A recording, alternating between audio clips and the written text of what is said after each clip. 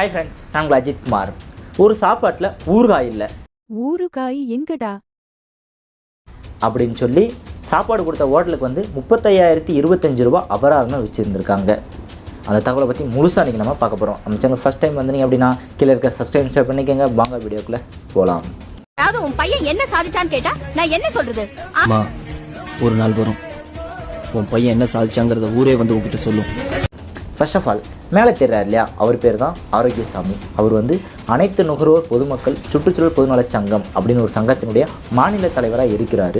அவர் வந்து விழுப்புரத்தில் இருக்கக்கூடிய ஒரு ஹோட்டலில் 25 பேத்துக்கு சாப்பாடு வாங்குறாரு. ஒரு அன்னதானமாக நம்ம கொடுக்கலாம் அப்படின்னு சொல்லி அதில் ஒரு மெனு வாங்குறாரு. அதில் வந்து 11 வகையான லிஸ்ட்டு ஐட்டம்ஸ் எல்லாம் இருக்குது. அதில் ஊறுகாயும் இருக்குது.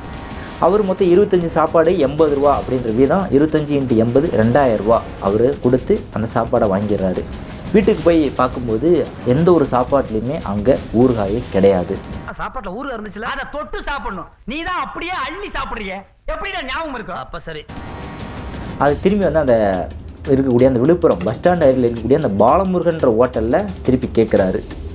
அவர் வந்து திரும்பி காசும் தர முடியாது, ஊறுகாயும் தர முடியாது, முன்னால் முடிஞ்சதை பார்த்துக்க அப்படின்னு சொல்லி அவர் சொல்லிடுறாரு. ஒரு கோட்டரோ அர்ச்சனா ஊறுகாய் போயிட்டான்னு சொல்லு. அர்ச்சனா ஊறுகாவா? அவர் அங்கே இருக்கக்கூடிய விழுப்புரம் நுகர்வோர் குறைதீர் மன்றம் அதில் அன்னைக்கு வழக்கு தொடுக்கிறாரு. அதை விசாரித்த நீதிபதி அவர்கள் வந்து ஒரு முக்கியமான ஜட்ஜ்மெண்ட்டை வெளியிட்டிருந்திருக்காங்க. ஆரோக்கியசாமின்றவர் மனதளவில் பாதிக்கப்பட்டிருக்கார். அப்படின்றதுனால மனதளவில் பாதிக்கப்பட்டதற்காக நஷ்ட ஈடா 30,000 ரூபாயும், வழக்கின் செலவா 5,000 ரூபாயும், ஒரு ஊறுகாய் 1 ரூபா, 25 × 1 25 ரூபா, ஆக மொத்தம் 35,025 ரூபா அபராதமாக அந்த பாலமுருகன் ஹோட்டல் வந்து 45 நாட்களுக்குள்ளே ஆரோக்கியசாமிக்கு கொடுக்கணும்.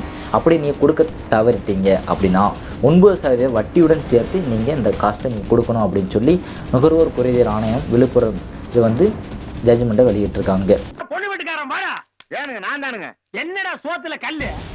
நீங்கள் எத்தனையோ பேர் பார்த்துட்ருப்பீங்க இல்லையா, நம்ம ஊரில் ஊறுகாய் இல்லை, தண்ணி சரியில்லை, சரியான ஒரு எடை அதிகமாக இல்லைன்னு சொல்லி கன்சியூமர் கோர்ட்டில் நம்ம போகிறதுக்கு இதான விஷயம் அப்படின்னு சொல்லி நிறைய பேர் போட மாட்டோம். ஆனால் இந்த ஊறுகாய் கேஸ் எடுத்து கூட இவர் இவ்வளோ பெரிய அபராதம் வாங்கியிருக்காரு. அபராதம் ஒரு பெரிய விஷயம் கிடையாது, ஆனால் அவர் ஒரு நீதி கிடைச்சிருக்கு இல்லையா. இந்த மாதிரி நீங்கள் எந்த விஷயத்தில் பாதிக்கப்பட்டுறீங்க, உங்களுக்கான நீதி கிடைக்கும்னா என்ன பண்ணணும் அப்படின்னா அருகில் இருக்கக்கூடிய கன்சியூமர் கோர்ட்டில் கேஸ் போடணும். இங்கே அட்வொகேட் மட்டும்தான் போட முடியுமான்னு கேட்டால் கிடையாது. பார்ட்டி இன் பர்சன், அதாவது பாதிக்கப்பட்டவங்களே நிறையா கேஸ் நடத்தலாம் அப்படின்னு சொல்லி இதில் இருக்குது. நுகர்வோர் மன்றத்தில் எப்படி கேஸ் போடுறது, எதனால் கேஸ் போடலாம், கேஸ் போட்டால் வெற்றி பெறணும் வாய்ப்பு எவ்வளோ என்னன்றதை நம்மளுடைய வீடியோ வந்து முழு வீடியோ டிஸ்கிரிப்ஷன் லிங்க்கில் இருக்குது, பார்த்து தெரிஞ்சுங்க.